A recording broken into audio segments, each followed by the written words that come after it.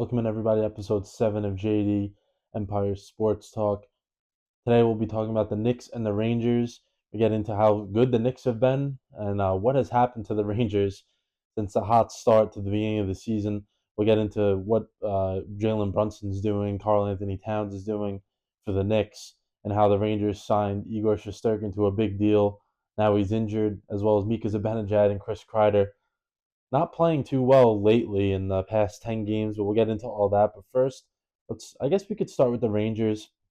They haven't been doing that great, so get them out of the way first. They did win tonight, so they're 17, 19, and 1 now. But they've lost 9 of their last 13 games, so they have not played great hockey over the last, it's like 3 weeks, even probably a month, over a month now. Have not played good hockey at all. Even the games they're winning, they haven't won many, obviously, recently, since their 12-4-1 start. So they've only won 5 games since they got that 12th win a long, long time ago, back in November. The games that they are winning, they're getting outshot by a ton of shots, like just before against the Bruins. Ton of shots given up. Jonathan Quick saved the day tonight because he's now the starting goalie with Igor Shesterkin out. Ton of saves by Quick. They won 2-1, so they didn't really get many goals either. Not many chances. They're just getting lucky. The games they're winning, even the game, yeah, like I said, the games they're winning, they don't deserve to win, but they're just getting the lucky bounce that night. Um, the defense has been trash for the most part.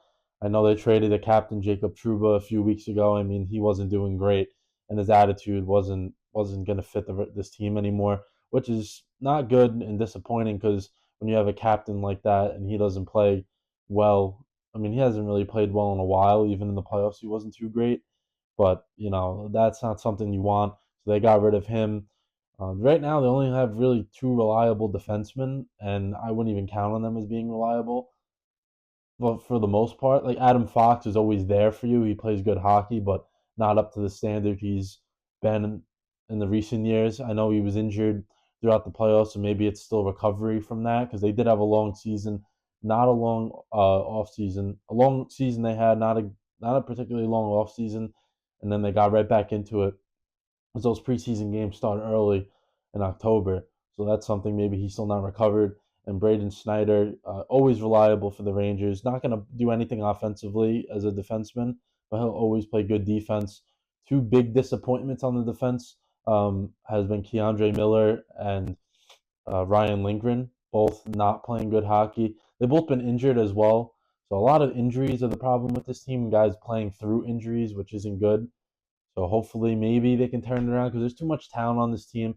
We saw that 12-4-1 start. They look like the team that made the Eastern Conference Finals and were very, very close to making the Stanley Cup final last year. Then something happened, I don't know what, that they just started playing bad and it's just spiraled since then. Like I said, they started 12-4-1, now 17, 19-1 at the bottom of the Metro Division and the playoff race as well. I mean, coming into today, they were like 7 points out, so not too bad. But still, hopefully, maybe they can they win one game like this tonight. Maybe that can get them going 5, 6 in a row. Someone like Jonathan Quick as a goalie, he's played well as a Ranger. I mean, barely getting paid anything. He's played great for them, but he hasn't started obviously because we have Igor. Maybe now he's going back to his days as being a full-time starter. I mean, Igor's on the IR, so he'll be out for a long time. Maybe Quick can be a spark for them, win them some games by himself, and then the rest of the team can pick up from that.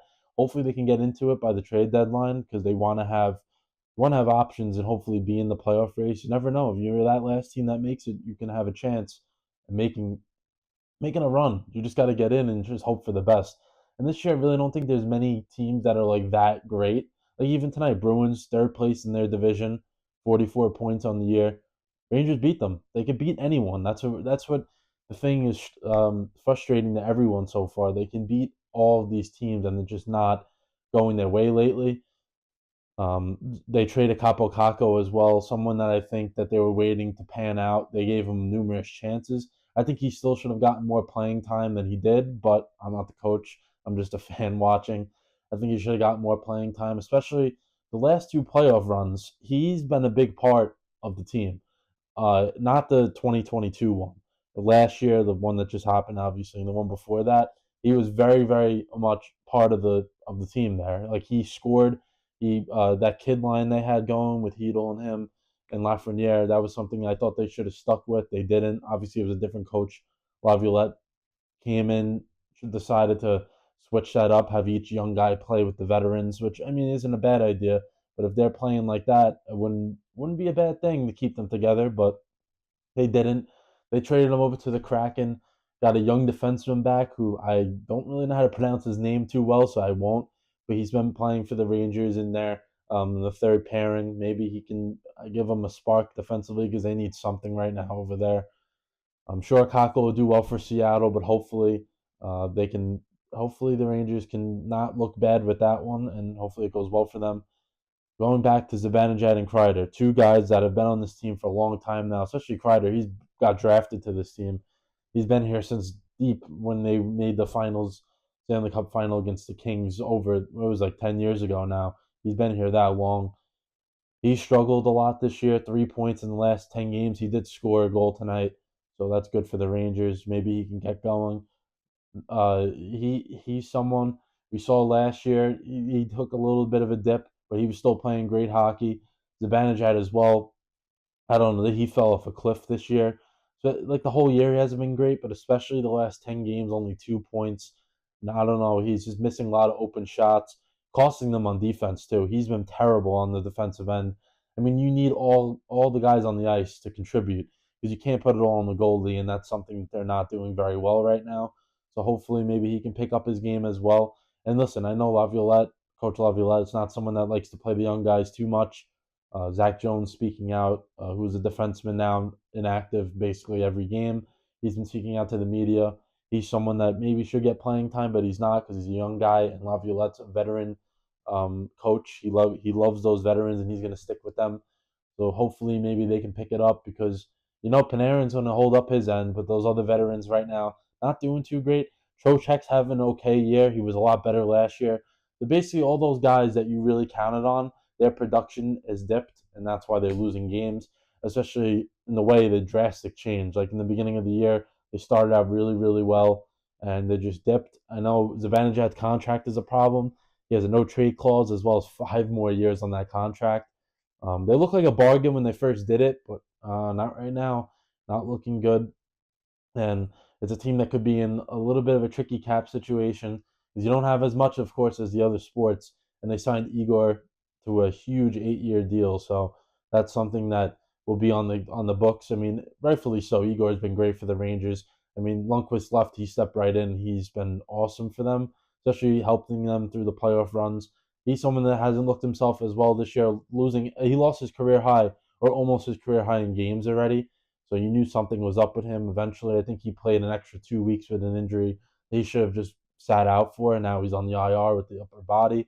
So hopefully when he comes back, this team's in the playoff race, and he could just be like a trade, like a trade acquisition, coming off injury.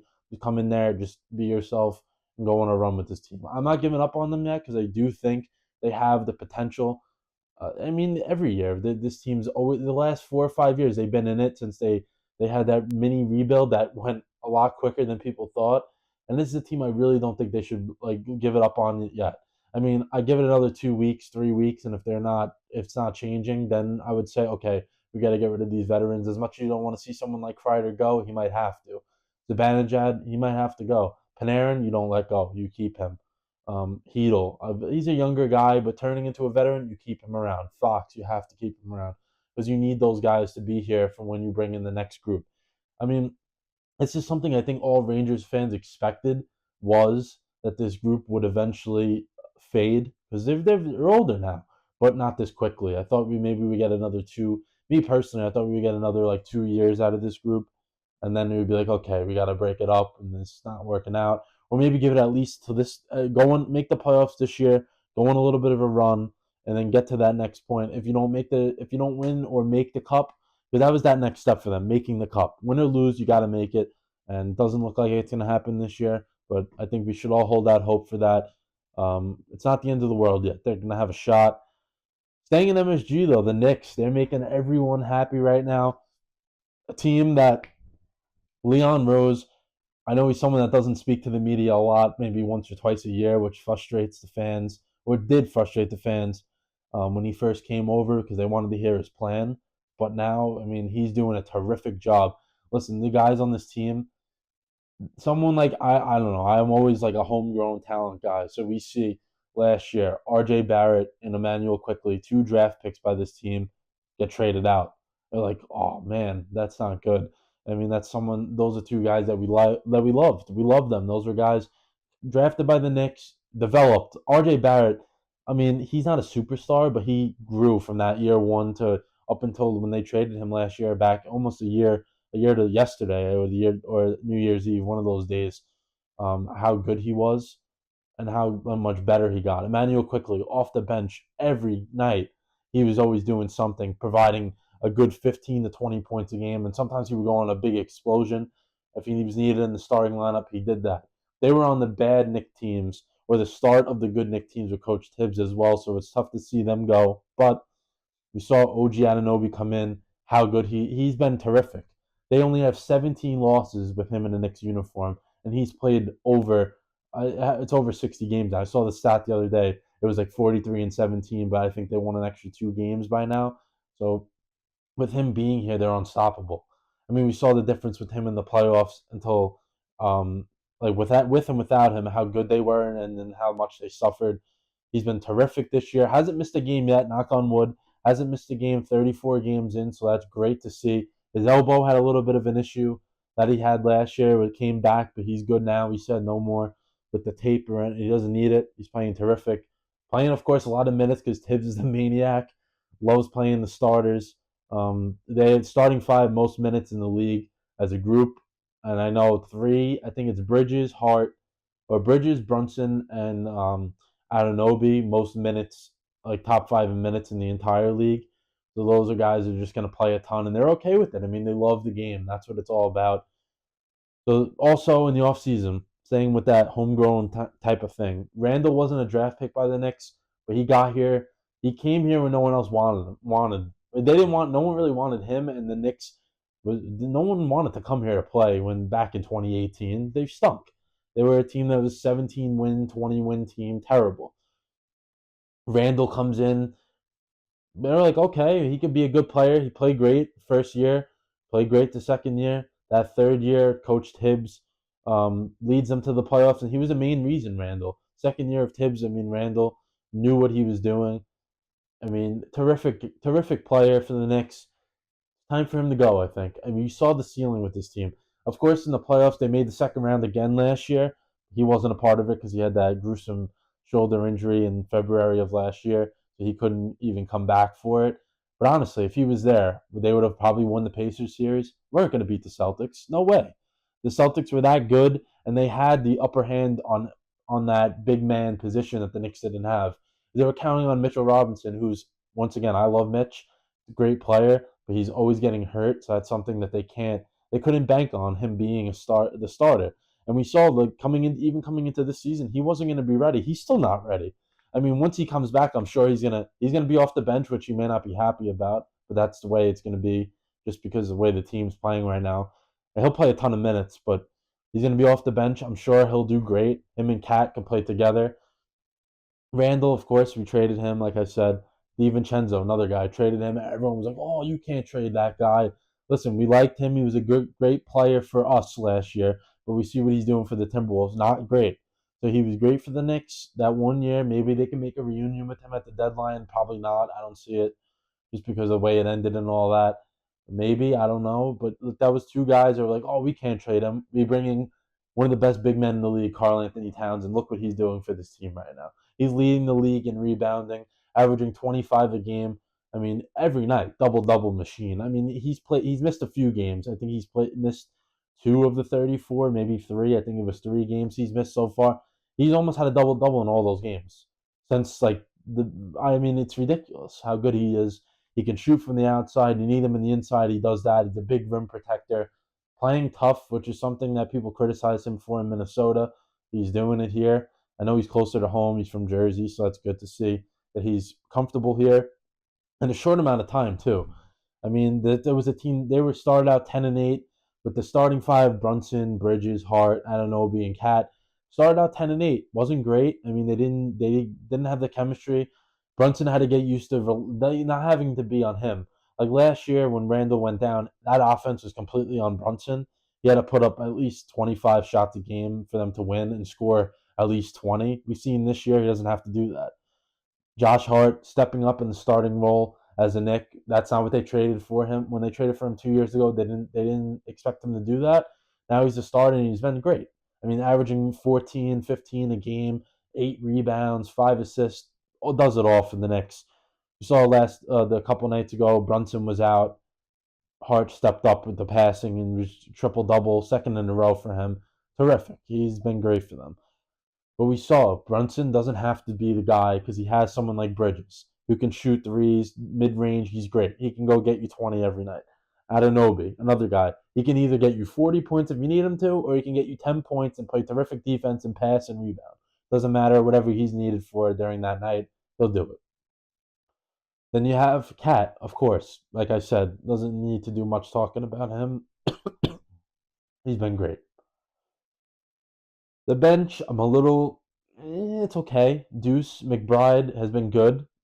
He could be better. He's a little inconsistent, but I think he's reliable off the bench. Good player. Campaign came over as a 1 year deal. He's been reliable for them. Started the other night, played great minutes. Doesn't really play in the second half. Um, Precious Achua, they got in that trade out of Nobi last year. No one really knew who he was. Been great off the bench. He was hurt, so he's only played 14, 15 games. Since he's came back as well, they've been awesome. They've been off the bench. The team, of course, have been great, and him as well. Precious doing a great job, getting a ton of rebounds, scoring, being a spark plug. Even playing with Cat sometimes to give Cat a little bit of a break on the rebounding end, so he has another true big man out there with him. So he's been good. And Landry Shamet, he's been okay. He hasn't really gotten into a groove though because he was hurt as well. He just came back. I know Tibbs likes him a lot, which is good because you got to give the Adenobi the wing stop. Adenobi and Bridges a little bit of a break because of how much they played. Shamet could be perfect for that. Play 10, 12 minutes a night off the bench. Give those guys a break. He can score 6 to maybe 9 points depending on how much he can shoot. If you need him to do more, he'll do more for you. He can start if needed. That's the good thing with this bench. All four of those guys that are in that bench rotation right now um, can start if you need them to, but the starting five is so great. 14-2 since November 27th. So this is an extended sample size of how much like they've been doing well since November. Now we're in January. 24-10 overall. That 9 game winning streak. Playing the Thunder next game, so that's going to be fun to see because the Thunder have been outstanding and how good they've been all year. Best team in the West. They're loaded with depth. They can probably go 10, 11, 12 deep if they wanted to. They don't have to, but they can. Isaiah Hartenstein, it'll be funny to see how he does against the Knicks. I'm sure he'll play good. Maybe it could be a finals preview. Both teams playing great. Knicks are on a heater right now. I know the schedule is getting a little tougher, so that's something we gotta see how well they can play against the good teams, which I'm sure they'll be fine. They have a good record now against them.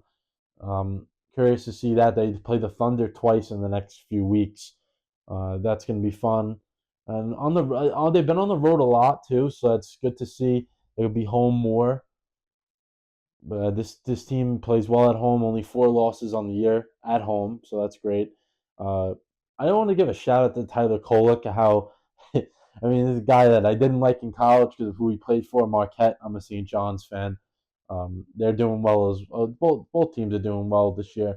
But that's Kolek, a guy yesterday, it was a few days ago, whatever it was. He's been up and down playing with the G League, Westchester Knicks because it's close. So one of the other games, it was the afternoon game for the Westchester Knicks. He goes, plays there, drops 36 and a win for them. Comes back for the Knicks and has to play because Brunson and Deuce were out. So like, okay, Tyler, you got to play. Tibbs likes him. I know the coaching staff's a big fan of Kolek, who's probably going to be the backup or in that bench rotation next year. I'm sure he will be. It's tough to trust rookies in year one, obviously, but I think he'll be a guy that he'll get in there next year. Even this year, obviously, like I just said, he comes in, he plays his role. He played with those starters last night. I mean, of course, no Brunson, but he played with Hart, Bridges, Anunoby, and Cat in the fourth quarter, and that game was still kind of close. That's how much trust they have in him. But I just want to give the shout out to how he played 2 games and no complaints. He's not one of those rookies or thinks he's better than, that he shouldn't be on the G League team, goes in there. I know I've been reading a few articles on him, goes in there every day, gets in the gym, puts up extra shots, trying to learn from Brunson. They're both lefties. I mean, that would be the part I would want to learn from Brunson. And he's soaking up every piece of knowledge he could from him, which is great to see. Excited for Kolek in the future for him. I think this team could be starting five will be intact for another 3, 4, probably 3, 4 years. So that's good to see. And Kolek could be a guy that just contributes and can become a dominant six man, and maybe keep him around until Brunson gets older and can't play as much anymore, whatever the case may be. But that's Kolek's a keeper, just to how hard he works. Everyone on this Knicks team, they just embody of a hardworking team, which is what you want. You want guys that aren't going to be lazy. I know that was complaints with Randall. He was kind of lazy. RJ Barrett worked hard, but could be things didn't go his way. He wasn't too happy about it, things like that. But this team, all they have the chemistry going right now. Everything's going great for them. This weekend, Thunder and the Bulls, it would be great to see them get 2 wins, keep that win streak going. Because I know with Coach Tibbs, they've had four. This is his fourth 9 game winning streak as Knicks coach. He's never gotten to a 10 game winning streak. He's also one win away from 200 as the Knicks coach. So he can get that this weekend, hopefully, against the Thunder, so he doesn't have to wait too long for that. I know he's someone that probably doesn't care very much about that, but that's something that's a terrific accomplishment, and I'm sure this year they'll be in the playoffs 4 out of 5 years with his tenure so far. So he'll keep that going. This is someone that's probably going to be here until he retires, the way they've been playing right now. But that's pretty much it. I wanted to talk to Knicks and Rangers in episode 7. Next week we'll be back with episode 8 with my brother Ryan, who was on the other day. Episode 6, he was on talking Jets. We'll do that once again. Put that out on Tuesday. We'll do another probably Knicks Rangers episode going. It'll go out later in the week, and then I mean, if any breaking stuff happens with the Jets, we can make quick videos for that. Put that out there. But I know the national championship will be January 20th. We'll do a championship preview regardless of who's in the game, but I am hoping for the Irish. Big win against Georgia. Hopefully they can get Penn State, beat them, and then get to the championship. I don't care who they play, just get there. We could do a championship preview for that. We'll get into much more. Make sure maybe you can go out there and follow the Instagram page, the TikTok page, and of course the YouTube page. All that is up in the connected with the links and everything. That I want to thank everyone. Episode 7 is over, and I hope everyone has a great night.